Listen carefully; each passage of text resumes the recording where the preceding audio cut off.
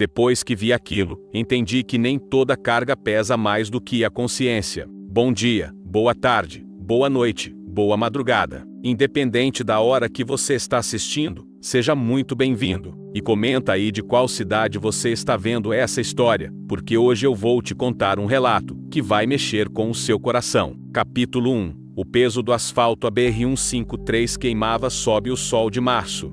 Eu segurava o volante com as duas mãos, os olhos fixos na linha branca, que cortava o asfalto como uma cicatriz interminável. Fazia 3 anos que Carmen tinha partido, 3 anos que eu rodava essas estradas, tentando fugir do silêncio que ela deixou na nossa casa em Anápolis. O cheiro de diesel entrava pela janela aberta, misturado com a poeira vermelha do cerrado. As cigarras cantavam alto nos buritis à beira da pista.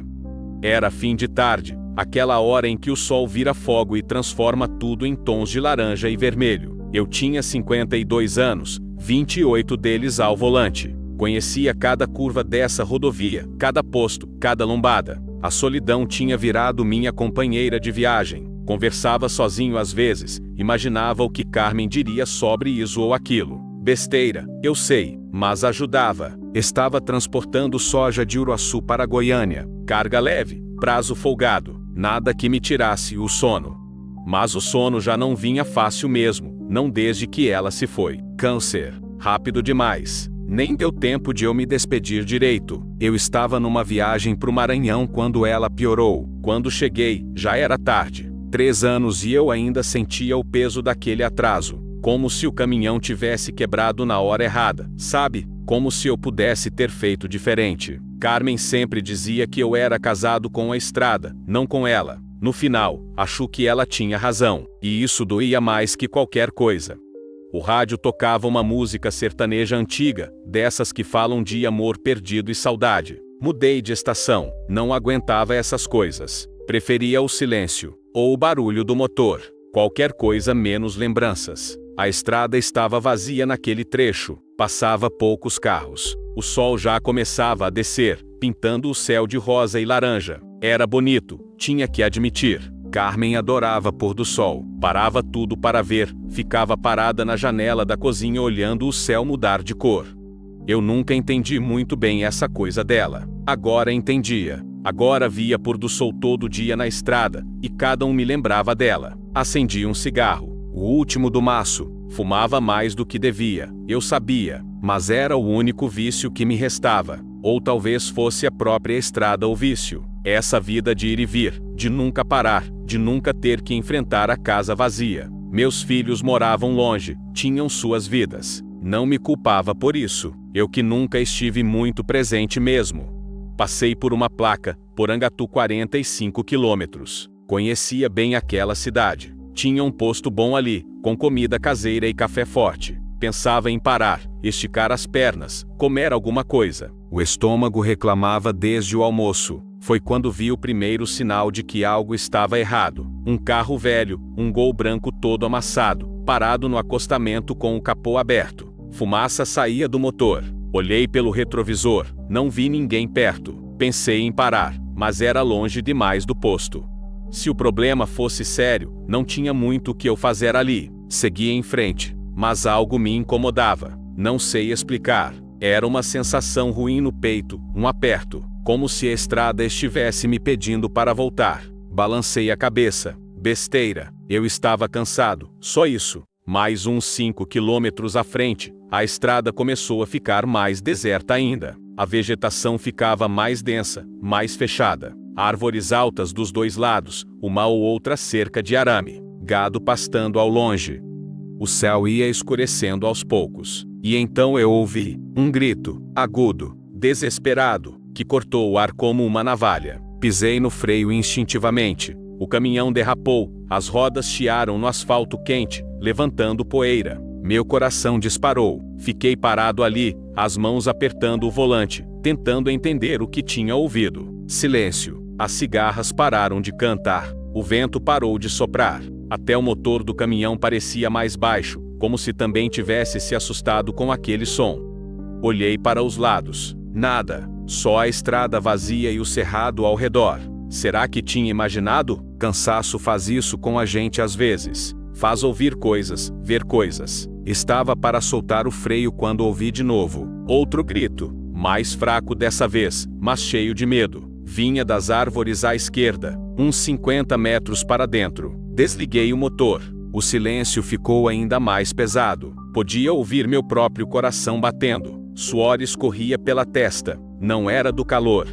Alguma coisa estava muito errada ali. Abri a porta do caminhão devagar. O barulho da dobradiça velha pareceu um trovão naquele silêncio todo. Desci com cuidado, as botas fazendo barulho no cascalho do acostamento. O sol estava quase sumindo no horizonte, jogando sombras compridas na estrada. Fiquei ali parado, olhando para dentro do cerrado. As árvores formavam uma parede verde escura. Não dava para ver nada. Pensei em Carmen, no que ela diria se estivesse ali. Valdeci, pelo amor de Deus, não vai se meter em confusão. Era sempre assim. Ela tinha medo de tudo, medo que alguma coisa me acontecesse na estrada. E olha que aconteceu, só que não comigo, com ela. Respirei fundo. O ar estava quente, seco, difícil de engolir. Dei um passo em direção às árvores. Depois outro. O mato era fechado, cheio de espinhos e galhos baixos. Tive que empurrar os ramos para passar. Folhas secas estalavam debaixo das botas. Tem alguém aí? Chamei, a voz saindo rouca. Nada, só o barulho do vento voltando aos poucos, mexendo nas folhas. Dei mais alguns passos, o coração batendo mais rápido agora, a mão suando. Pensei no canivete que sempre carregava no bolso. Não era grande coisa, mas era alguma coisa. E foi quando eu vi uma clareira pequena. No meio, uma figueira velha, imensa, com galhos retorcidos e raízes grossas saindo da terra. E amarrada naquela árvore, com cordas nos pulsos e os braços erguidos, estava uma moça.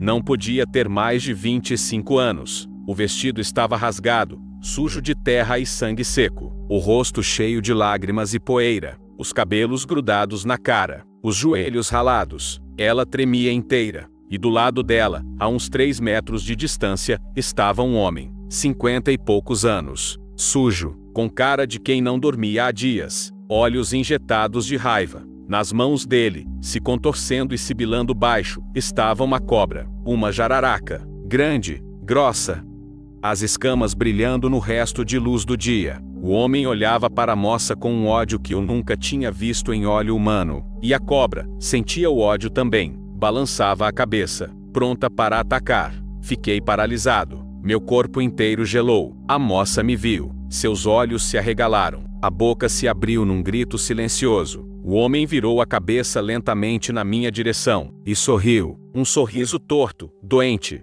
Bem-vindo ao show, caminhoneiro, disse ele, a voz arrastada. Você chegou bem na hora do grand finale. Tentar novamente, a estrada estava deserta. E por um momento pensei que era só mais um dia comum. O motor do caminhão roncava firme, o sol queimava o para-brisa, e o cheiro de diesel se misturava com o da terra quente. O vento soprava seco, levantando poeira vermelha que grudava na pele, e até os pássaros pareciam ter pastediqueria. Um capítulo por vez bem detalhado. A serpente na estrada, capítulo 2. O encontro com o diabo. O ar ficou pesado, denso, como se alguém tivesse sugado todo o oxigênio da clareira. Fiquei ali parado, tentando processar o que meus olhos estavam vendo. Não era real. Não podia ser. Essas coisas não aconteciam de verdade. Só em filme, em notícia de jornal, naquelas histórias que a gente ouve e pensa, graças a Deus não foi comigo. Mas estava acontecendo. Ali, na minha frente. A moça tremeu inteira quando me viu. Os lábios se mexeram, tentando formar palavras, mas só saiu um gemido baixo, cheio de desespero. As cordas nos pulsos estavam tão apertadas que os dedos dela pareciam inchados, arroxeados. Quanto tempo ela estava ali? Horas. Um dia inteiro. O homem deu um passo na minha direção, segurando a cobra com mais firmeza. A jararaca sibilava, a língua entrando e saindo rapidamente. As escamas verde escuras brilhavam com o último resto de luz do entardecer. Devia ter quase 2 metros, grossa como meu braço. Eu disse e ele falou devagar, cada palavra pingando veneno. Isso aqui não é da tua conta, caminhoneiro. Dá meia volta e volta pro teu caminhão. Esquece o que viu. A voz dele era estranha, calma demais, controlada demais, como se estivesse fazendo uma coisa completamente normal, como se amarrar uma pessoa numa árvore e ameaçá-la com uma cobra fosse só mais um dia comum. Eu engoli em seco. A boca estava seca como lixa. O coração martelava no peito. Não posso fazer isso, consegui dizer, minha voz saindo mais firme do que eu esperava. Não vou deixar você machucar essa moça. Ele riu, um riso baixo, rouco, que fez a pele da minha nuca arrepiar. Machucar? Ele balançou a cabeça, como se eu tivesse dito a maior besteira do mundo. Eu não vou machucar ninguém, velho. A natureza que vai fazer o serviço. Eu só vou soltar essa belezinha aqui e deixar o destino seguir seu curso. Deu mais um passo em direção à moça. Ela puxou o corpo para trás, se espremendo contra o tronco da figueira, mas não tinha para onde ir. As cordas a mantinham presa, os braços erguidos numa posição que devia estar doendo horrores. Por favor, ela sussurrou, a voz quebrada. Por favor, me tira daqui. Os olhos dela encontraram os meus, castanhos, fundos, cheios de um terror que eu nunca tinha visto antes. Era o olhar de quem já tinha desistido, de quem já tinha aceitado que ia morrer ali.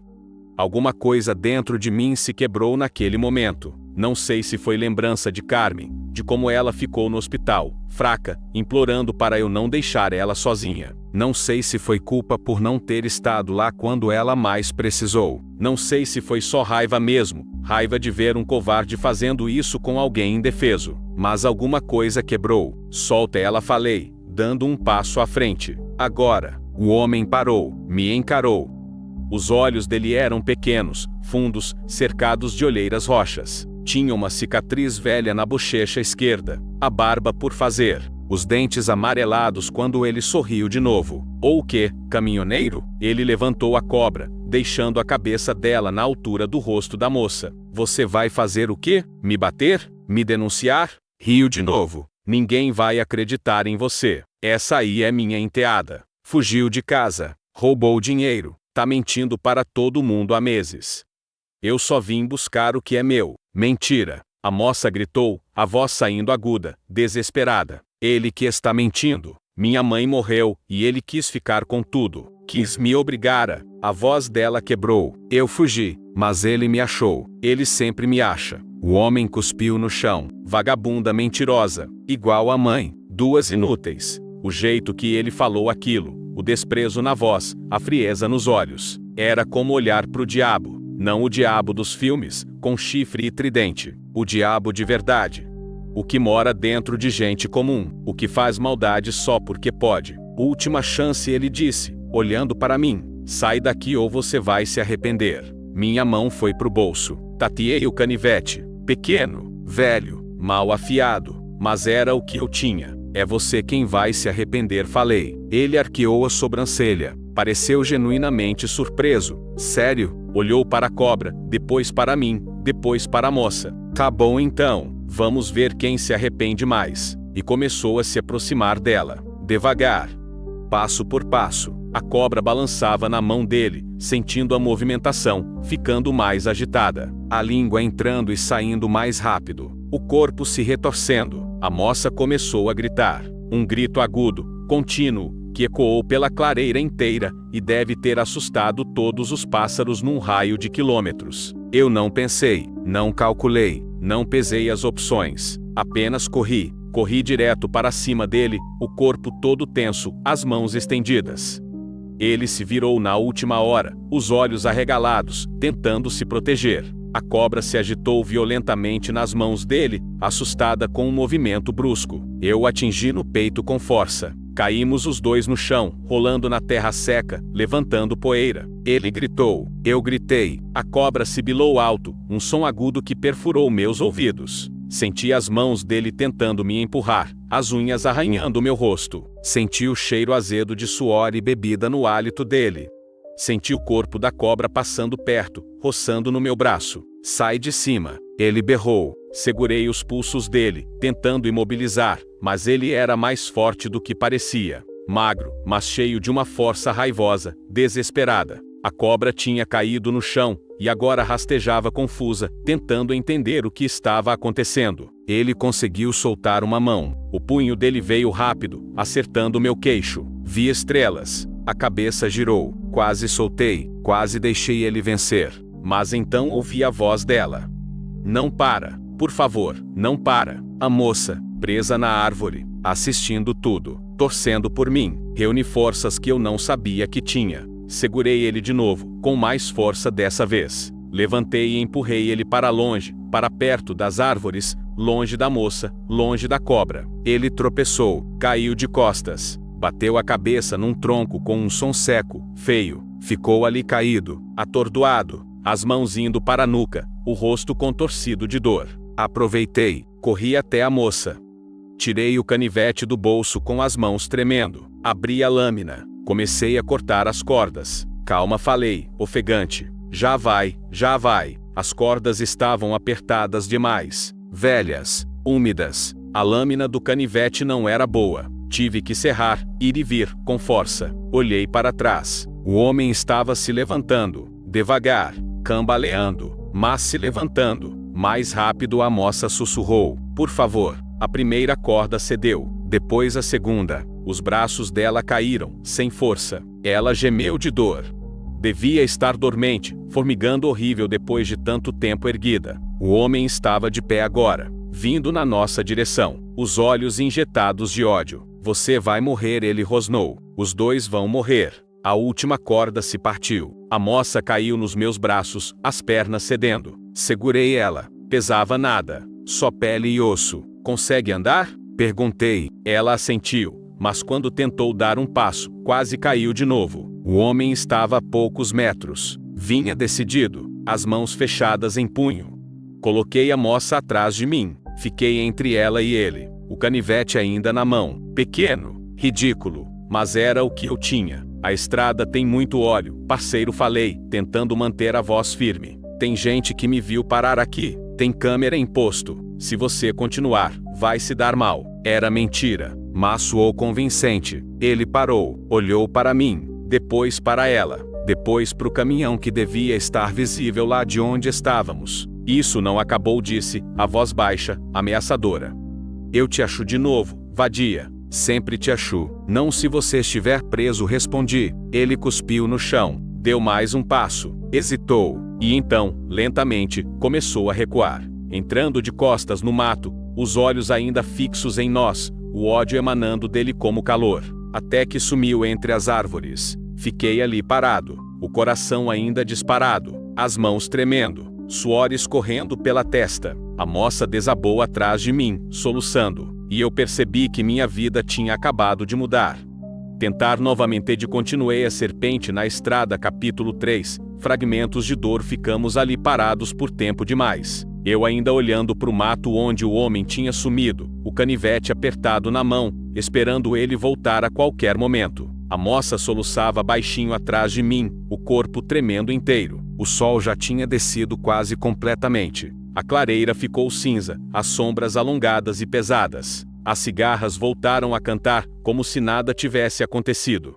Como se o mundo não tivesse quase acabado ali havia poucos minutos. Ele foi embora? A voz dela saiu fraca, trêmula. Olhei para o mato mais uma vez. Nada, só escuridão e galhos secos. Acho que sim, respondi, mas não tinha certeza. Não tinha certeza de nada. Mas a gente precisa sair daqui, agora. Me virei para ela. Estava sentada no chão, os braços caídos no colo, os pulsos marcados com sulcos roxos e vermelhos das cordas, o vestido rasgado na altura do ombro, o joelho ralado, sangrando, poeira grudada nas lágrimas que ainda escorriam. Ela era nova, muito nova, 20 e poucos anos, talvez. O rosto fino, delicado, mas marcado por uma tristeza antiga. O tipo de tristeza que não vem de um dia ruim, vem de anos. Consegue levantar? Perguntei, guardando o canivete e estendendo a mão. Ela olhou para minha mão como se não acreditasse que era real, como se fosse desaparecer se ela tentasse tocar.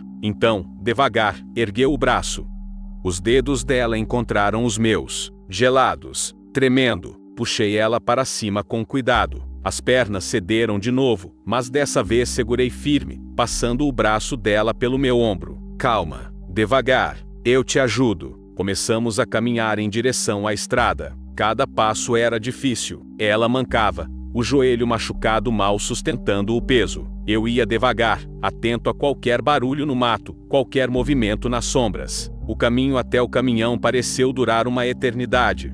Galhos arranhavam a gente, pedras faziam tropeçar. A respiração dela era pesada, entrecortada. Precisava de água, precisava de cuidados médicos. Quando finalmente saímos do cerrado e chegamos no acostamento, o alívio foi tanto que minhas pernas quase falharam também. O caminhão estava ali, parado, as portas abertas como eu tinha deixado. Nenhum carro tinha passado. Ninguém tinha visto nada. A gente estava completamente sozinho naquela estrada. Ajudei ela a subir na cabine. Foi difícil.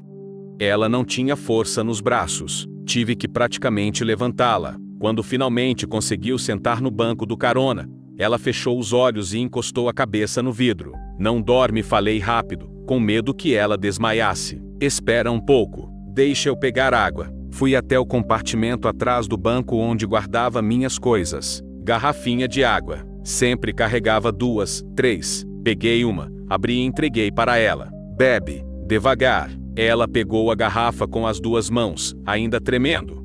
Levou à boca. Bebeu com avidez, a água escorrendo pelo canto dos lábios. Quase engasgou. Devagar repeti, não vai fugir. Ela parou, respirou, bebeu de novo, mais devagar dessa vez. Metade da garrafa sumiu em segundos. Obrigada, sussurrou, limpando a boca com as costas da mão. Subi do outro lado, fechei a porta, liguei o motor.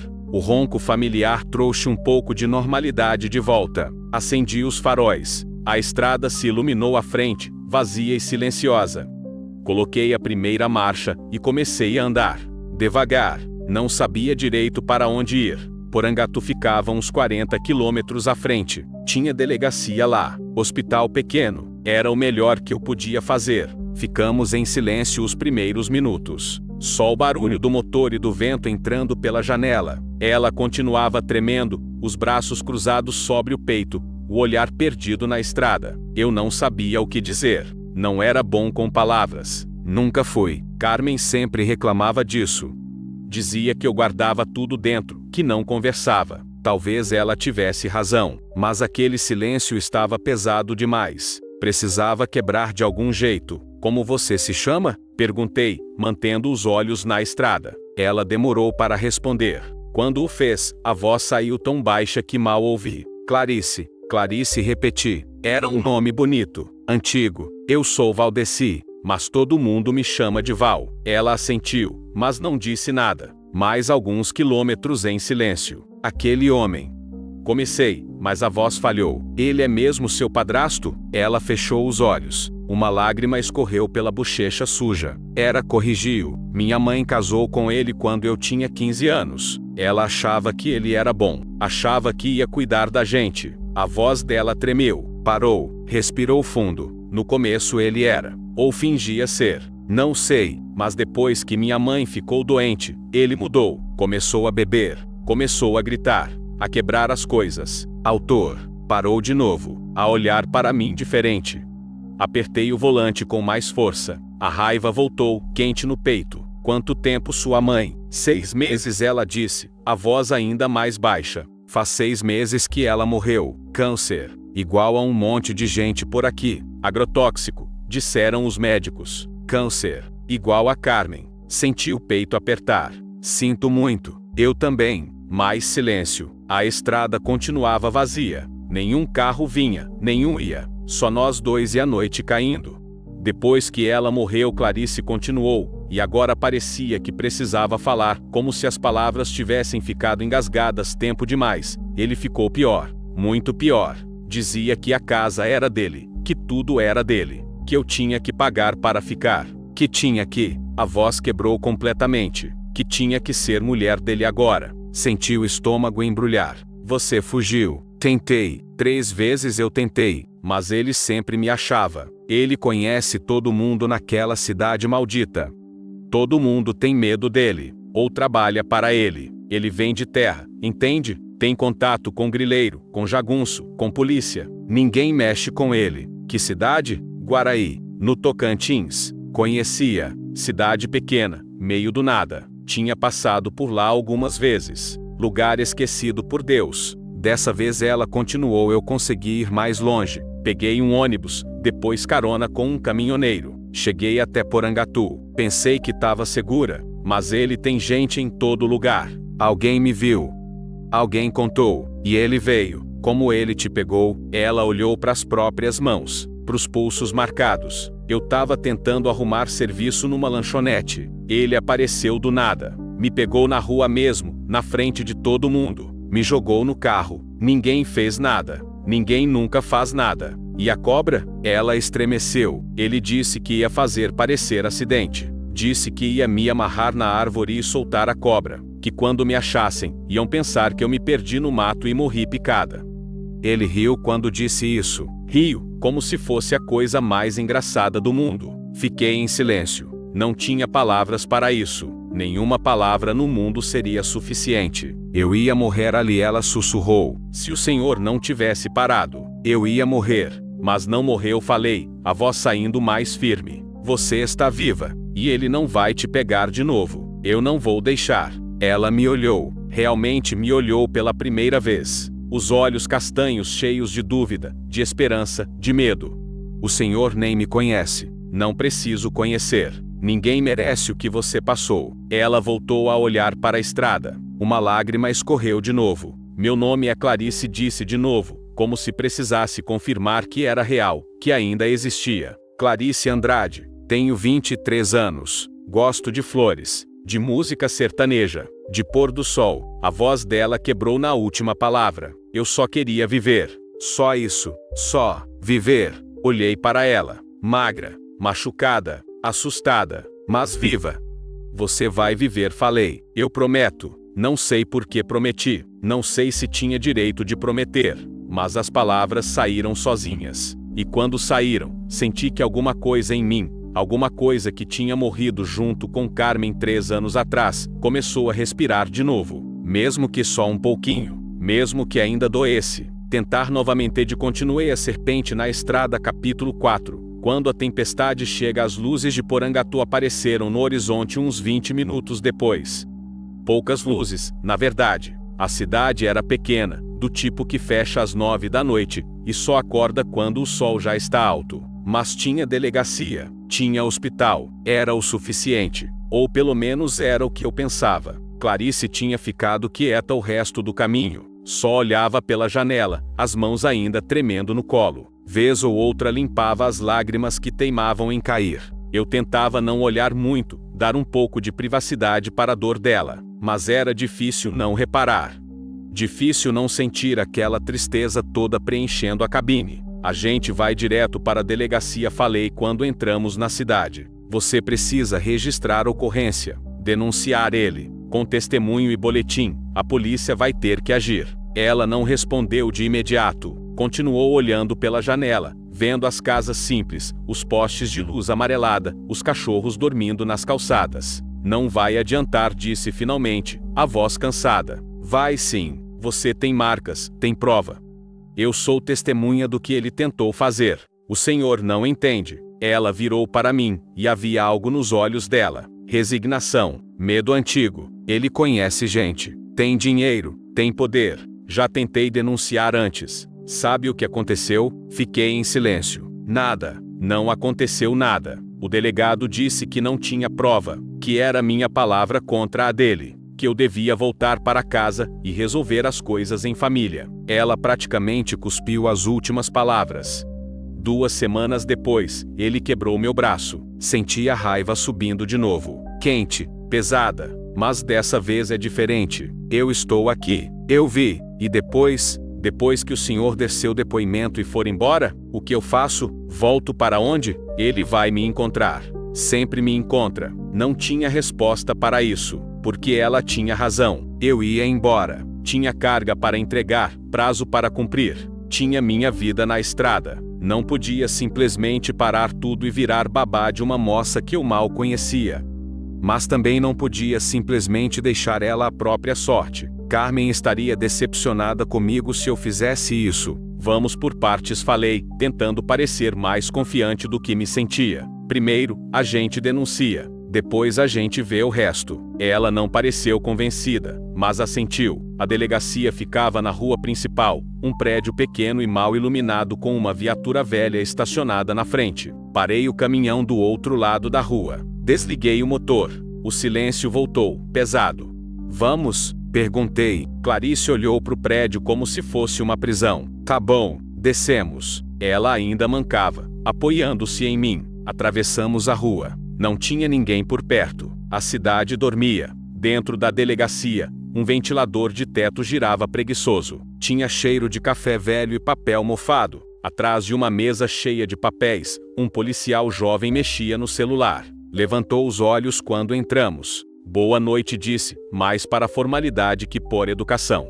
O que traz vocês aqui? A gente precisa registrar uma ocorrência, falei. Tentativa de homicídio. O policial arqueou as sobrancelhas. Largou o celular. Pegou uma prancheta. Sentem. Vou chamar o delegado. Sentamos em cadeiras de plástico duro. Clarice ficou tensa do meu lado, as mãos apertadas no colo. Alguns minutos depois, um homem apareceu. 50 e poucos anos, barriga grande, uniforme amassado, cara de quem tinha sido acordado.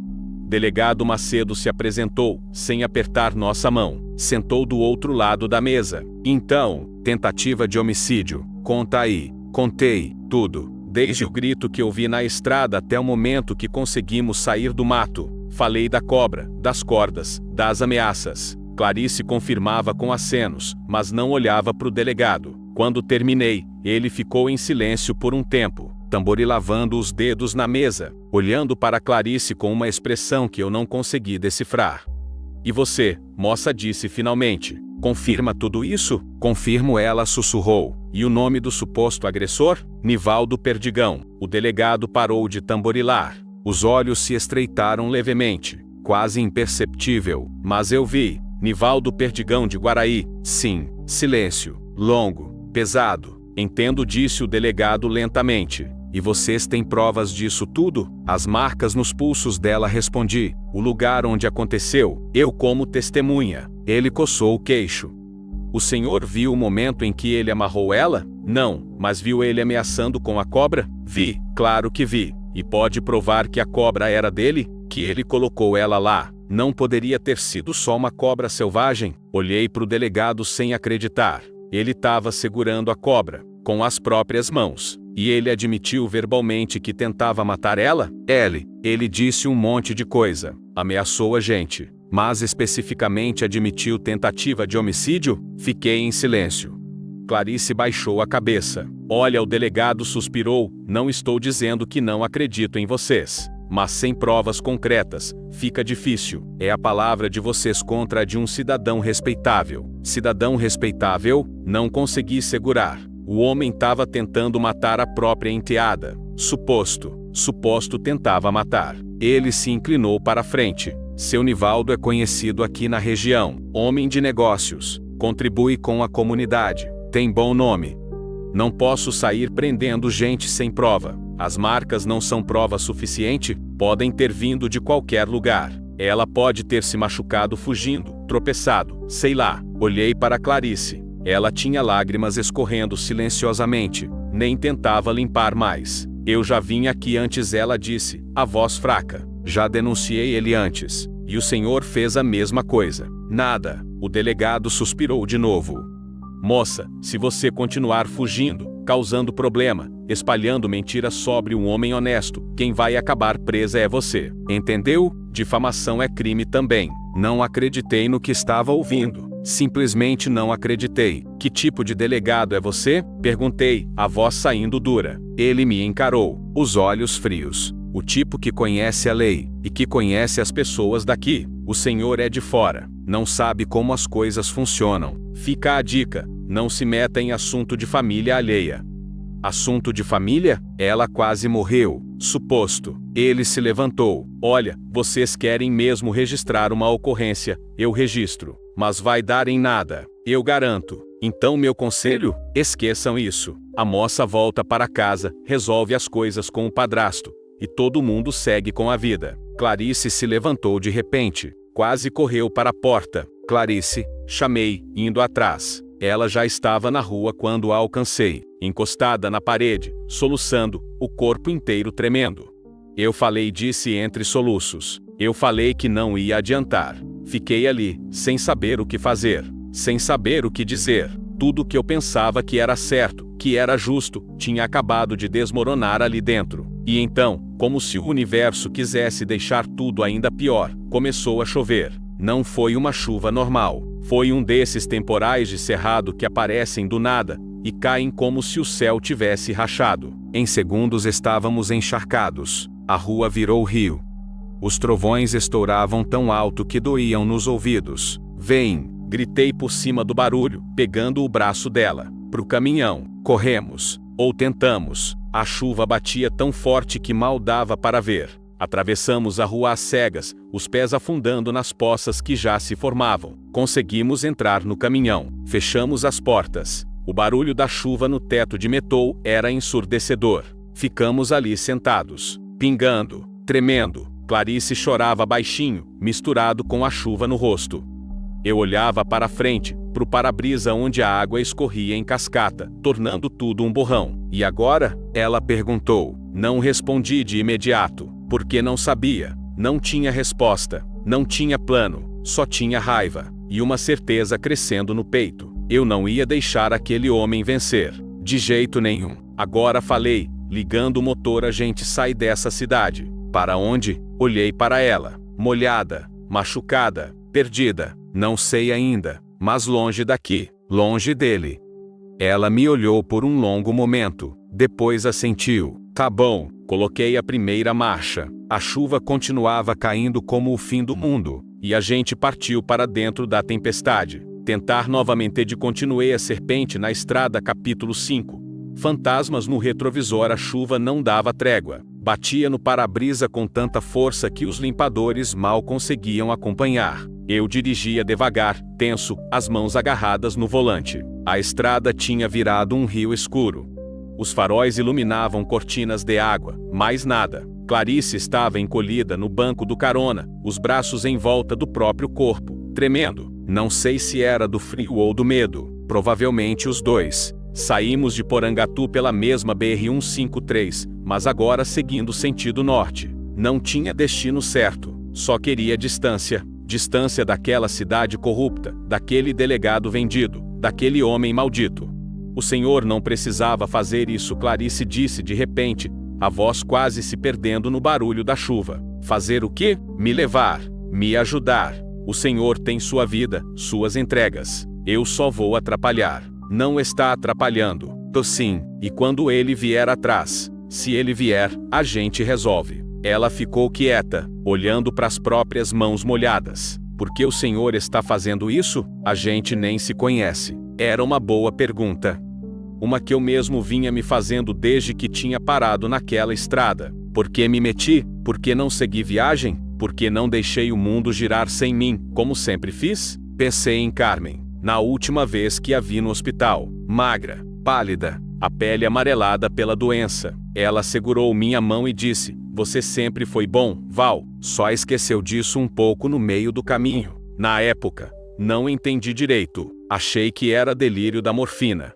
Mas agora, dirigindo naquela tempestade com uma moça assustada do meu lado, comecei a entender. Minha esposa morreu faz 3 anos, disse, surpreendendo a mim mesmo. Não falava sobre isso. Nunca. Câncer. Eu tava viajando quando ela piorou. Quando cheguei, era tarde. Clarice me olhou. Sinto muito. Eu também. Engoli seco. Ela sempre dizia que eu passava tempo demais na estrada, que esquecia das pessoas, que vivia no automático, só trabalhando, só fugindo. E ela estava certa. A chuva diminuiu um pouco. Consegui acelerar. Quando vi você amarrada naquela árvore, continuei. Pensei nela. Pensei em como eu não tive chance de salvar a Carmen. Mas você eu podia salvar. Silêncio. Só a chuva e o motor. O senhor salvou, sim, Clarice sussurrou. E eu nunca vou esquecer. Senti um aperto no peito. Um nó na garganta. Fazia tempo que alguém dizia alguma coisa assim para mim. Rodamos mais uns quilômetros. A chuva foi diminuindo aos poucos, virando uma garoa fina. O céu começou a clarear lá longe, onde o temporal já tinha passado. Deviam ser umas 10 da noite. A gente precisa parar, falei. Você precisa comer alguma coisa. Descansar. Não tenho fome, mas precisa comer. E eu preciso abastecer. Tem um posto uns 20 quilômetros à frente. Posto do Gaúcho. Conheço o dono. É gente boa. Ela não discutiu, só ficou olhando pela janela, pro cerrado escuro e molhado. O posto do Gaúcho apareceu como um farol no meio do nada. Luzes amarelas, 2 bombas de combustível, um restaurante pequeno do lado, algumas mesas de plástico na varanda. Estava quase vazio, só um carro velho estacionado e o Gaúcho mesmo, um homem grande de barba grisalha, limpando o balcão. Encostei perto das bombas. Desliguei o motor. Fica aqui, disse para Clarice. Vou abastecer e pegar comida. Tá bom. Desci. O ar estava úmido, cheirava a terra molhada. O Gaúcho me viu e acenou. Valdeci, quanto tempo? Tchê, e aí, Gaúcho? Tudo certo? Na medida do possível. Ele olhou para o caminhão. Viajando de noite com esse tempo? Surgiu um imprevisto. Completa o tanque para mim? Claro. Enquanto ele abastecia, fui até o restaurante. A Dona Iraci, estava na cozinha. Mulher baixinha, redonda, sempre sorrindo. Seu Valdeci, ela exclamou. Que surpresa boa! Dona Iraci, a senhora está bem? Graças a Deus, sim. Vai querer o de sempre? Vai. E traz outro prato também. E 2 cafés. Ela arqueou as sobrancelhas, curiosa, mas não perguntou. Já vou esquentar. Voltei pro caminhão. Clarice continuava no mesmo lugar, olhando para frente. Vem, vamos comer alguma coisa. Não sei se consigo. Tenta. Ela desceu com dificuldade. A perna ainda doía. Caminhamos até uma mesa na varanda. O Gaúcho já tinha terminado de abastecer e nos olhava com curiosidade mal disfarçada. Não disse nada, mas vi a pergunta nos olhos dele. Dona Iraci trouxe os pratos. Arroz, feijão, carne com batata, farofa. Comida simples, mas cheirosa. Trouxe os cafés também, fumegantes. Obrigada, Dona Clarice disse baixinho. De nada, filha. Precisa de alguma coisa, é só chamar. Comemos em silêncio. Ou melhor, eu comi. Clarice cutucava a comida mais do que comia, cada garfada parecendo exigir um esforço enorme. Mas pelo menos tentava. Estava na metade do prato quando vi os faróis. Um carro chegando, rápido, freando bruscamente na entrada do posto. Meu estômago gelou.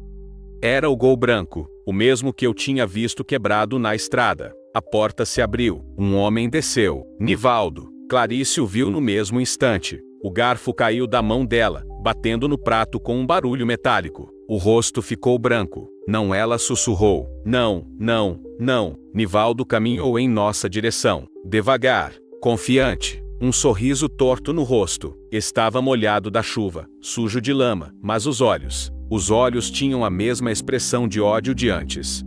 Acharam mesmo que iam fugir de mim? Ele disse alto, a voz ecoando no posto. Acharam mesmo que eu não ia encontrar? O Gaúcho olhou da bomba. Dona Iraci apareceu na porta da cozinha. Me levantei, coloquei o corpo entre ele e Clarice. Você não vai encostar nela. Ele riu, aquele riso doente de novo. O herói da estrada voltou. Que bonito. Mas sabe o que você é? Um intrometido. E intrometidos acabam mal. Vai embora, falei, tentando manter a voz firme. A polícia já foi avisada.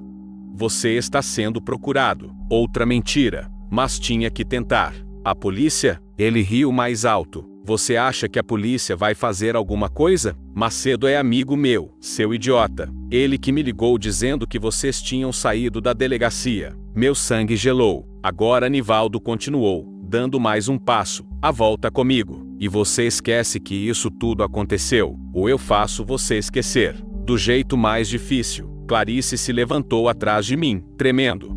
Eu não vou, disse, a voz fraca mas decidida. Eu prefiro morrer aqui do que voltar com você. Isso pode ser arranjado, ele rosnou. O Gaúcho se aproximou. Oh, amigo, disse, a voz calma mas firme. Acho melhor o senhor ir embora. Não quero confusão no meu posto. Nivaldo olhou para ele com desprezo. Não é da sua conta, gordo. Volta para a tua bomba. Eu estou fazendo ser da minha conta. O Gaúcho cruzou os braços. Era grande, muito grande. Sai, agora.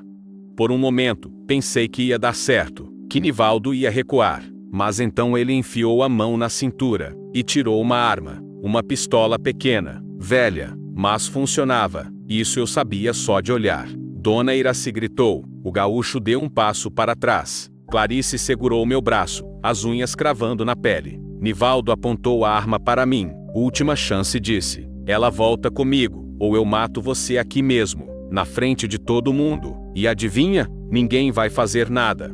Porque ninguém quer morrer por causa de uma que não vale nada. O cano da arma estava a poucos metros. Podia ver o dedo dele no gatilho. Podia ver a loucura nos olhos dele. E percebi uma coisa. Ele ia atirar. Não importava o que eu dissesse. Ele ia atirar de qualquer jeito. O tempo desacelerou. Consegui ouvir meu próprio coração. Cada batida. Alto. Pesado. Pensei em Carmen. Em como ela teria medo agora. Em como ela me pediria para não fazer nada estúpido. Pensei em Clarice. Em tudo que ela já tinha sofrido. Em como eu tinha prometido que ele não ia pegá-la. E então fiz a única coisa que podia fazer. Me joguei para frente. Bem na hora que ele puxou o gatilho. O estampido explodiu na noite. E tudo ficou vermelho. Tentar novamente de continuei a serpente na estrada. Capítulo 6. O preço da coragem. A dor veio antes do som. Queimando. Rasgando. Como se alguém tivesse enfiado um ferro em brasa no meu ombro esquerdo. Caí de joelhos. O chão de concreto veio rápido. Bati com força. A visão ficou turva por um segundo. 2. Consegui ouvir gritos. A voz de Clarice. A de Dona Iraci. O gaúcho berrando alguma coisa. E então outro estampido. Mas dessa vez não me acertou. O gaúcho tinha avançado, pegado uma barra de ferro que usava para trocar pneu. Bateu na mão de Nivaldo bem quando ele ia atirar de novo. A arma voou longe, deslizando no chão molhado. Nivaldo gritou de raiva. Partiu para cima do gaúcho. Os dois rolaram no chão, trocando socos. O gaúcho era maior, mais pesado, mas Nivaldo lutava como um animal raivoso, mordendo, arranhando, sem regra. Clarice caiu de joelhos do meu lado. Vai, Val, você está sangrando. Olhei para o meu ombro. Vermelho, muito vermelho. O sangue escorria pela camisa, pingando no chão. A dor era intensa, pulsante, mas eu ainda conseguia mexer o braço. Bom sinal. Provavelmente só tinha pegado de raspão. Tô bem, consegui dizer, mesmo que não tivesse muito bem. Pega a arma. Rápido. Ela olhou para o lado onde a pistola tinha caído. Estava a uns 5 metros, perto de uma poça. Vai! Gritei. Ela correu. Tropeçou, quase caiu, mas chegou na arma. Pegou com as 2 mãos, tremendo inteira. Nunca tinha segurado uma arma na vida, isso era óbvio, mas segurou. Nivaldo tinha conseguido se soltar do gaúcho. Deu um chute forte no estômago do homem grande. O gaúcho dobrou, sem ar. Nivaldo se levantou, ofegante, sujo de sangue do nariz quebrado. Viu Clarice com a arma. Sorriu. Aquele sorriso de louco. Vai atirar? Provocou, dando um passo em direção a ela. Você não tem coragem. Fica longe, Clarice disse, a voz tremendo tanto quanto as mãos. Eu atiro. Eu juro que atiro. Não vai não. Outro passo. Você é fraca. Igual sua mãe. As duas, umas inúteis. Clarice consegui falar, apoiando no chão para tentar levantar. A dor no ombro estava insuportável. Não escuta ele. Nivaldo estava perto agora. Muito perto. Esticou a mão em direção à arma. Me dá isso, o tiro cortou o ar. Nivaldo gritou. Caiu para trás, segurando a perna. Sangue escorria entre os dedos dele. Clarice tinha atirado. Tinha realmente atirado. A arma caiu das mãos dela. Ela ficou ali parada, em choque, olhando para o que tinha feito. Nivaldo se contorcia no chão, berrando palavrões, segurando a coxa onde a bala tinha entrado. Não era mortal, mas doía. Doía muito, pelo jeito que ele gritava. O gaúcho se levantou, ainda tossindo. Dona Iraci correu para dentro, provavelmente para ligar para alguém. Consegui ficar de pé, apoiando na mesa. Cambaleei até Clarice. Ela estava paralisada, os olhos arregalados, as mãos tremendo violentamente. Eu atirei, ela sussurrou. Eu atirei nele. Você fez o que tinha que fazer, falei, colocando a mão boa no ombro dela. Ele ia te machucar. Você se defendeu. Eu nunca atirei em ninguém. Eu sei, mas você foi corajosa. Nivaldo continuava no chão, gemendo, o ódio nos olhos ainda vivo, ainda queimando. Mesmo ferido, mesmo sangrando, ele ainda nos olhava com aquela raiva toda. Isso não acaba aqui, ele cuspiu, a voz rouca de dor. Vocês vão pagar. Os dois. Eu juro que vocês vão pagar. O gaúcho pegou a arma do chão, apontou para Nivaldo. Cala a boca e fica quieto. A polícia já está vindo. Polícia? Nivaldo riu, mesmo com dor. Vocês acham que a polícia vai fazer alguma coisa comigo? Eu sou Nivaldo Perdigão.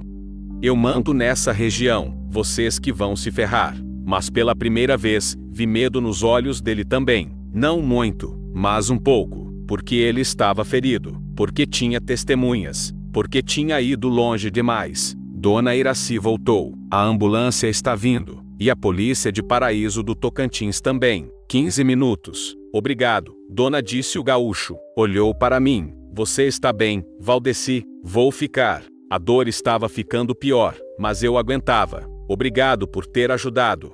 O que eu ia fazer? Deixar esse maluco matar vocês no meu posto? Ele cuspiu no chão, perto de Nivaldo. Esse tipo de gente deveria apodrecer na cadeia. Sentei numa cadeira. Clarice sentou do meu lado. Ficamos ali, esperando. Nivaldo gemia no chão. O gaúcho mantinha a arma apontada, só por precaução. Seu ombro, Clarice disse, olhando para o sangue. Precisa estancar. Depois, quando a ambulância chegar. Não, agora. Ela se levantou, entrou no restaurante, voltou com toalhas limpas.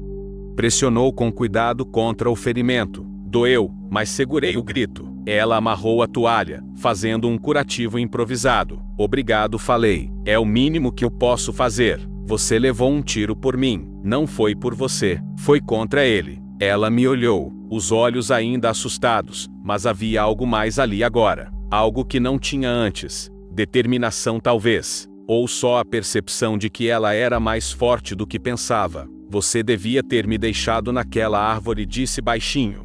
Sua vida seria mais fácil. Mais fácil, concordei, mas não seria vida de verdade. Ela não respondeu, só ficou ali, segurando minha mão. As sirenes chegaram uns 10 minutos depois. 2 viaturas e uma ambulância. Policiais desceram rápido, armas em punho. Um deles era mais velho, com ar de comando. O que aconteceu aqui? O gaúcho explicou tudo. Eu complementei o que consegui, a voz ficando mais fraca. Perdia sangue. Não muito, mas o suficiente para começar a sentir tontura.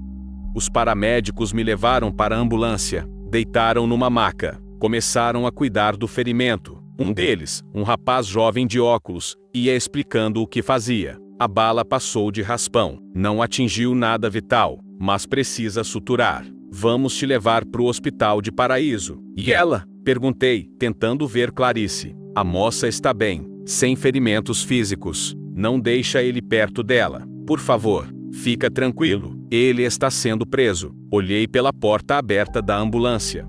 Vi Nivaldo sendo colocado em outra ambulância, algemado, ainda reclamando, ainda ameaçando. Mas agora parecia menor, menos assustador. Só um homem ruim que finalmente tinha sido parado. Clarice veio até a ambulância antes de fecharem as portas. Eu vou no carro da polícia, disse. Te encontro no hospital. Tá bom, vai. A voz dela falhou. Obrigado por tudo. Quis responder, mas a tontura estava ficando forte. As vozes foram sumindo, a luz ficando mais fraca. A última coisa que vi antes de desmaiar foi o rosto dela, preocupado, mas vivo. E isso bastava. Acordei num quarto de hospital, pequeno, paredes brancas, cheiro de desinfetante, luz fluorescente no teto. O ombro doía, mas era uma dor contida, medicada. Olhei para o lado. Tinha um soro no braço, um monitor apitando baixinho, e Clarice dormindo numa cadeira ao lado da cama. Ainda estava com a mesma roupa suja e rasgada. O rosto limpo agora, sem a poeira e as lágrimas. Os pulsos enfaixados. Parecia exausta, mas dormia profundamente, a respiração calma. Não sei quanto tempo fiquei olhando para ela, pensando em como 24 horas atrás, eu estava só dirigindo, fugindo da solidão, vivendo no automático. E agora estava aqui, com um tiro no ombro, com uma moça traumatizada dormindo na cadeira, com um homem perigoso preso, com minha vida completamente virada de cabeça para baixo. E estranhamente, eu não me arrependia. Pela primeira vez em 3 anos, eu tinha feito alguma coisa que importava. Pela primeira vez em 3 anos, eu tinha voltado a sentir. Mesmo que doesse, mesmo que complicasse. Clarice se mexeu, abriu os olhos devagar. Viu que eu estava acordado. Se endireitou rápido. Você acordou. Como se sente? Vivo, respondi, a voz rouca. O que importa? Ela sorriu. Pequeno, cansado, mas real. O médico disse que você teve sorte. Mais 1 centímetro e teria atingido a artéria. Sorte é meu nome do meio.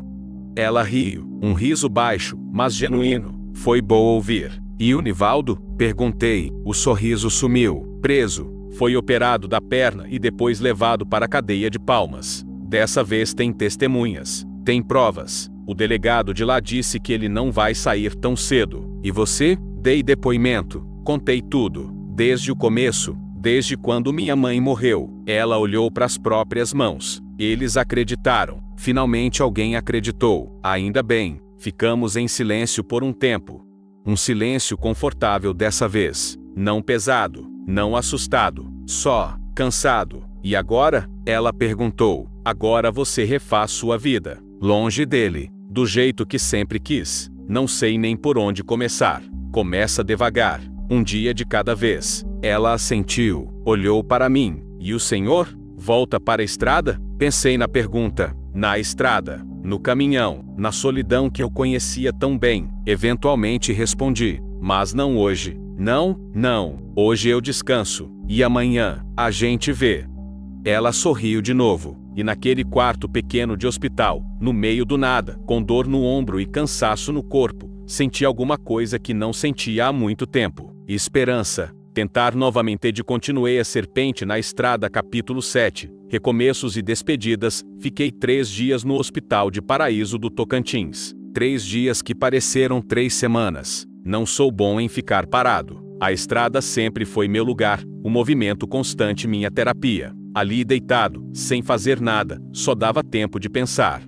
E eu pensava demais. Pensava em Carmen, em como ela teria lidado com tudo isso. Provavelmente teria me dado bronca por me meter em encrenca, mas no fundo ficaria orgulhosa. Ela sempre quis que eu me importasse mais com as pessoas, que parasse de viver só no automático. Pensava no tiro, em como por pouco não tinha sido pior, em como a vida é frágil assim, pode acabar num segundo, sem aviso. Pensava em Clarice, em tudo que ela tinha passado. Em como ela ainda estava ali, visitando todo dia, trazendo fruta, conversando, preenchendo o silêncio daquele quarto branco. No segundo dia, ela apareceu diferente. Tinha tomado banho, trocado de roupa. Dona Iraci tinha dado umas peças dela, um vestido simples azul claro que ficava grande, mas era limpo, cheiroso. Clarice tinha lavado o cabelo. Parecia outra pessoa, mais nova, mais leve. Você está melhor, comentei quando ela sentou na cadeira. Me sinto melhor, admitiu. Dormi a noite inteira pela primeira vez em meses. Sem pesadelo, sem acordar assustada. Onde você está ficando? Dona Iraci arrumou um quartinho nos fundos do posto. Não é grande coisa, mas tem cama, tem chuveiro. É mais do que eu tive nos últimos tempos. Ela sorriu. E ela me ofereceu trabalho, ajudando no restaurante. Disse que precisa de alguém jovem para dar conta do movimento. Isso é ótimo. Ela mexeu nas mãos, nervosa. Mas eu não sei se fico. Tenho medo que ele está preso, Clarice. Confiança alta. Acusação de tentativa de homicídio, porte ilegal de arma, cárcere privado. Mesmo com os contatos dele, vai demorar para sair. E quando sair, vai ter que responder na justiça. E se ele mandar alguém, ele conhece gente. Gente ruim. Era uma preocupação válida. Nivaldo tinha braços longos na região. O gaúcho está de olho, falei. Ele me disse que vai cuidar de você. E eu confio nele. Mas você vai embora. Não era pergunta. Era constatação. E doía um pouco ouvir. Vou. Tenho que voltar a trabalhar. Tenho carga atrasada. Cliente esperando. Já perdi 3 dias. Ela assentiu, olhando para a janela. Lá fora, o cerrado se estendia verde e amarelo sob o sol forte. Eu entendo. O senhor já fez demais. Mais do que qualquer pessoa faria. Clarice, é sério. Ela me olhou, os olhos castanhos brilhando. Você me salvou. Literalmente me salvou. Levou um tiro por mim. Mudou sua vida por alguém que nem conhecia. Como eu agradeço isso? Não precisa agradecer. Preciso sim. A voz dela ficou embargada. Você me mostrou que ainda existe gente boa no mundo, que ainda vale a pena acreditar. Eu tinha esquecido disso. Senti um nó na garganta. Não sabia o que dizer. Nunca fui bom com essas coisas. Você vai ficar bem, consegui falar. Você é forte. Mais forte do que imagina. Só porque você me mostrou que eu podia ser. No terceiro dia, o médico me liberou.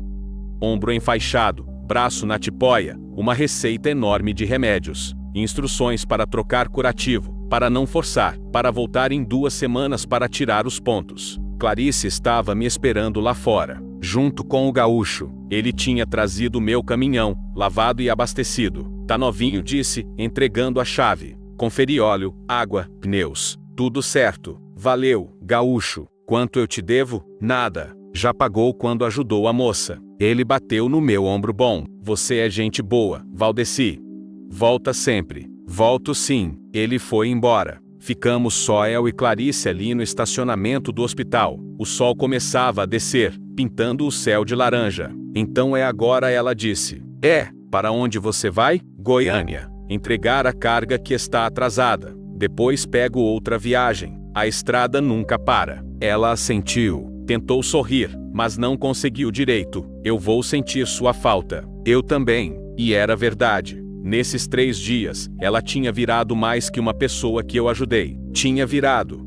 Não sei, não era família, não era amiga, era alguma coisa no meio. Alguém que eu me importava. Alguém que me fez lembrar como era se importar. Você tem meu número, falei. Qualquer coisa, qualquer problema, me liga. Eu volto. Promete? Prometo. Ela deu um passo à frente. Hesitou. Depois me abraçou. Com cuidado, para não machucar meu ombro. Mas firme. Um abraço de verdade. Obrigada, sussurrou no meu ouvido. Por tudo. Por me salvar. Por acreditar em mim. Por me dar uma chance de viver. Retribuí o abraço com o braço bom. Senti ela tremendo. Ou era eu tremendo? Não tinha certeza. Quando nos soltamos, os dois tinham lágrimas nos olhos. Cuida de você, falei. Você também. Subi no caminhão. Liguei o motor. O ronco familiar trouxe um pouco de conforto. Esse era meu mundo, meu lugar. Mas enquanto saía do estacionamento e via Clarice acenando no retrovisor, percebi que meu mundo tinha mudado, tinha crescido. Não era mais só estrada e solidão. Tinha pessoas agora. Pessoas que importavam. E isso fazia toda a diferença. A viagem até Goiânia levou 4 horas. 4 horas com a mão no volante, os olhos na estrada, a mente vagando. O ombro doía quando o caminhão balançava demais, mas era suportável. Passei pela figueira, aquela árvore onde tudo tinha começado. Abaixei o volume do rádio quando vi. Fiquei olhando pelo retrovisor até ela sumir na curva. Não ia esquecer aquele lugar. Nunca. Entreguei a carga em Goiânia com 2 dias de atraso. O cliente não gostou, mas quando viu meu braço na tipóia, não reclamou muito. Pagou. Fui embora. Parei num posto. Liguei pro próximo cliente. Tinha uma carga de fertilizante para levar pro Maranhão. Boa viagem. Bom pagamento. Aceitei. Mas antes de partir, fiz alguma coisa que não fazia há muito tempo. Liguei pros meus filhos. Rodrigo atendeu no 3º toque. Pai, tudo bem? Tudo. Só queria ouvir sua voz. Silêncio surpreso. Sério? Aconteceu alguma coisa? Aconteceu. Respirei fundo. Mas está tudo bem agora. Como você está? Como está a Júlia e as crianças? Conversamos por 20 minutos. Ele falou dos netos, do trabalho, da casa nova que estavam reformando. Eu ouvi, realmente ouvi. Não com metade da atenção enquanto pensava na próxima viagem. Com atenção total. Pai, ele disse antes de desligar, você parece diferente. Tô diferente. No bom sentido? Pensei na pergunta. No tiro, na dor, na Clarice, em tudo que tinha acontecido. No bom sentido, confirmei. Depois liguei para Tatiana, minha filha. Mesma coisa. Conversa longa. Atenção total. Ela chorou um pouco, disse que sentia minha falta. Prometi visitar em breve. E dessa vez, ia cumprir. Passei a noite num hotel simples em Goiânia. Quarto pequeno, cama dura, mas dormia. E eu dormi bem, sem pesadelo, sem acordar no meio da noite pensando em Carmen, em tudo que eu podia ter feito diferente. Acordei cedo, tomei café, peguei a estrada, a BR-153 de novo, sentido norte. passando por Porangatu, pelo posto do Gaúcho. Parei lá. Não tinha que parar. Não era no caminho, mas parei. Dona Iraci me recebeu com um sorriso enorme. Valdeci, que bom te ver. Como está o ombro? Melhorando. Cadê a Clarice? Nos fundos, lavando louça. Vai lá. Fui. O quartinho nos fundos era pequeno mesmo. Uma cama, um guarda-roupa velho, uma janelinha, mas limpo, organizado. Tinha flores num copo de água em cima da mesinha. Clarice estava na pia, lavando pratos, cantarolando baixinho. Quando me viu, o rosto se iluminou. Vai, você voltou. Passei só para ver como você está. Tô bem, tô. Ela olhou em volta, pro quartinho, pros pratos, para a vida simples que estava construindo. Tô feliz. Acho que pela primeira vez em anos, eu estou realmente feliz. Fico feliz por você. E você? Para onde vai agora? Maranhão, São Luís. Depois não sei. A estrada decide. A estrada sempre decide, né? Sempre. Ficamos ali mais uns minutos conversando. Sobre nada e sobre tudo. Sobre como ela estava gostando do trabalho, sobre como Dona Iraci era gentil, sobre como o gaúcho já tinha espantado 2 caras suspeitos que apareceram perguntando por ela, sobre como a vida, mesmo difícil, ainda valia a pena. Quando saí, ela me abraçou de novo. Você vai voltar? Vou. Não sei quando, mas vou. Vou estar aqui. Eu sei. Subi no caminhão. Acenei. Peguei a estrada de novo. E enquanto dirigia, com o sol nascendo no horizonte, com o cerrado se estendendo dos 2 lados, com o ombro ainda doendo, mas o coração mais leve, entendi uma coisa que Carmen tentou me ensinar a vida inteira. A estrada não era fuga. A estrada era caminho. Caminho para encontros, para mudanças, para segundas chances. E eu tinha acabado de ganhar a minha. Tentar novamente de continuei a serpente na estrada. Capítulo 8. O destino que se escolhe 6 meses depois. A BR-153 continuava a mesma.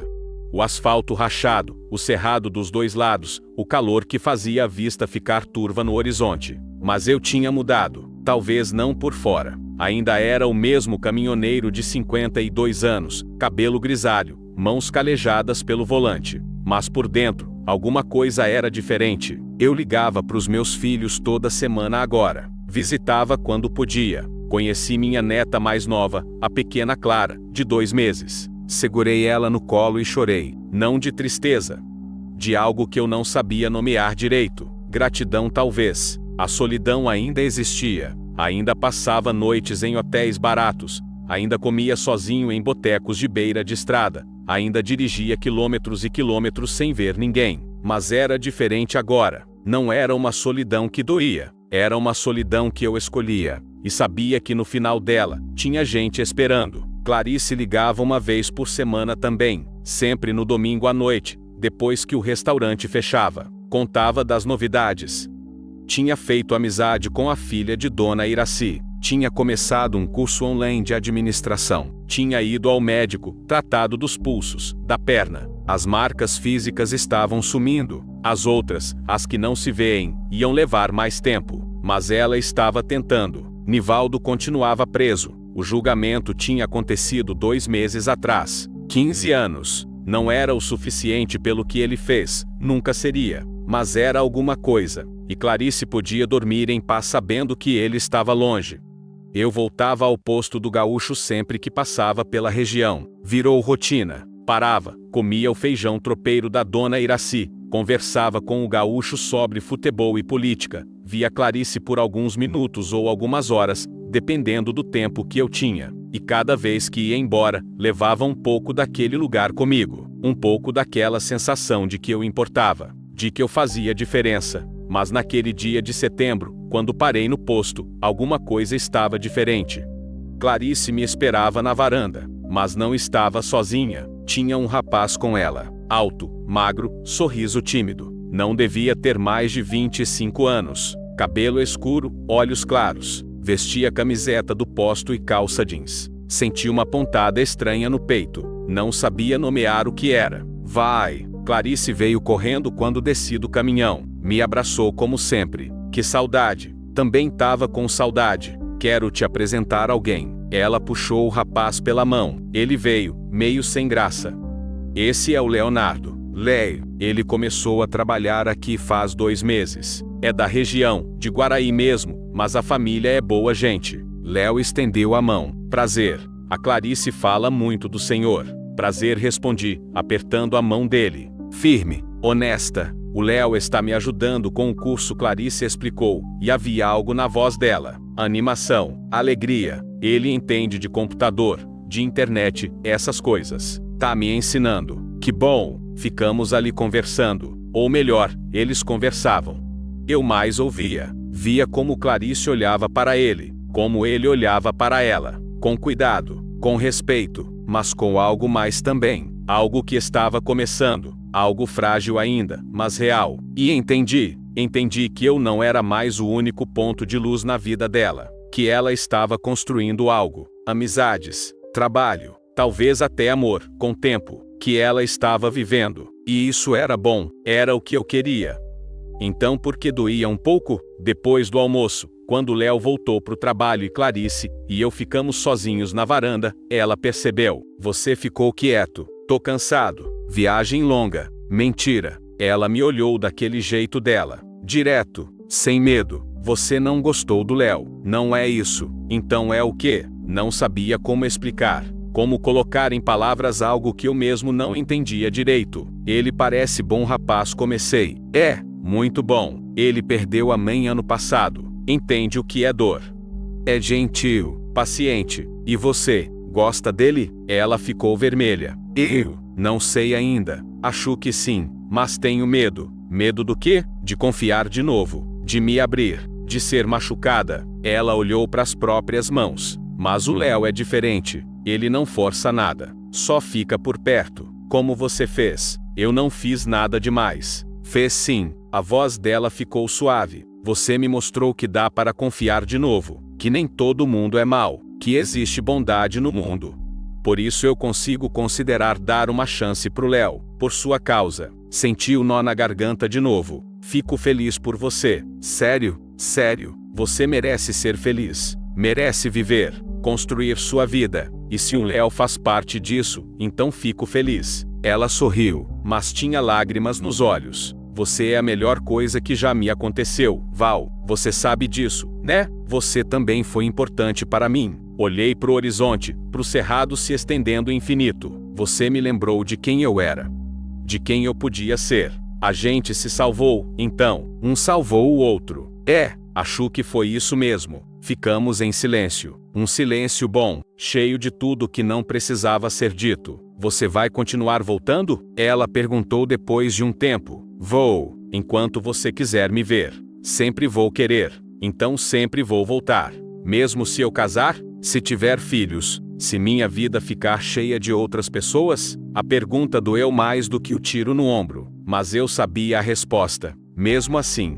Porque você não é só alguém que eu ajudei. Você é. Procurei as palavras certas. Você é família. Do tipo que a gente escolhe. Ela começou a chorar. Abertamente agora. Sem esconder. Eu te amo, Val. Como um pai. Como o pai que eu queria ter tido. Senti as próprias lágrimas escorrerem. Eu também te amo, menina. Como a filha que eu não soube ser presente para os meus próprios filhos. Mas estou aprendendo. Graças a você. Nos abraçamos ali na varanda. Por quanto tempo? Não sei. O suficiente. Quando me soltamos, os dois estavam bagunçados, chorões, mas mais leves. Você vai ficar para dormir? Ela perguntou, limpando o rosto. Não posso. Tenho que chegar em Palmas ainda hoje. Tá bom, mas na próxima vez fica. A gente mata a saudade direito. Prometo. Me levantei. Ela também. Caminhamos até o caminhão juntos. Dirige com cuidado, disse ela, como sempre dizia. Sempre dirijo. E se cuida. Troca o curativo. Toma os remédios. Sim, doutora. Ela riu. Aquele riso gostoso que ficava comigo por quilômetros depois. Subi no caminhão. Liguei o motor. Ela ficou ali, acenando. E enquanto eu saía do posto, olhando pelo retrovisor até ela virar um ponto pequeno, pensei em tudo o que tinha acontecido. Naquele grito que ouvi na estrada 6 meses atrás. Na decisão de parar. De ajudar. De arriscar. Podia ter seguido viagem. Podia ter fingido que não ouvi. Podia ter deixado o mundo girar sem mim. Mas não fiz isso, e por causa disso, uma vida foi salva. Talvez duas, a dela e a minha. A estrada se abriu à frente, vazia, silenciosa, bonita naquele jeito que só o cerrado sabe ser. Liguei o rádio. Uma música sertaneja antiga tocava. Não mudei de estação dessa vez. Deixei tocar. Pensei em Carmen, não com a dor de antes, com carinho, com gratidão, por tudo que ela foi, por tudo que me ensinou. Você sempre foi bom, Val, só esqueceu disso um pouco no meio do caminho. Não tinha esquecido mais. Peguei o celular, disquei o número da Tatiana. Pai, tudo bem? Tudo. Só queria saber se posso passar aí no mês que vem, ficar uns dias, conhecer melhor os netos. Silêncio surpreso. Depois, claro, a gente ia amar. Pai, sério? Sério? Já está na hora de eu parar de só passar de raspão pela vida de vocês. Ai, pai, ela começou a chorar. Você nem sabe o quanto isso significa. Sei sim, e me desculpa por ter demorado tanto. Conversamos mais um pouco, combinamos datas, despedimos com amor. Desliguei, olhei pela janela. O sol estava começando a descer, o céu ficando rosa e laranja. As nuvens pareciam algodão tingido de fogo. Carmen adorava pôr do sol. Esse é para você, meu amor, sussurrei. Obrigado por ter me esperado entender. O vento entrou pela janela, quente, cheirando a cerrado e a possibilidades. E eu dirigi, quilômetro após quilômetro, não fugindo mais, não me escondendo, só vivendo, porque a estrada não era o fim, era o meio, o caminho entre as pessoas que eu amava. O fio que conectava os pedaços da minha vida. E naquele dia de setembro, dirigindo sozinho mas não solitário, entendi finalmente o que significava estar em casa. Casa não era um lugar, era um sentimento. Era saber que existiam pessoas no mundo que se importavam com você, e que você se importava com elas. Casa era a Clarice no posto do Gaúcho, construindo sua vida nova com coragem e esperança. Casa eram meus filhos e netos, esperando minha visita.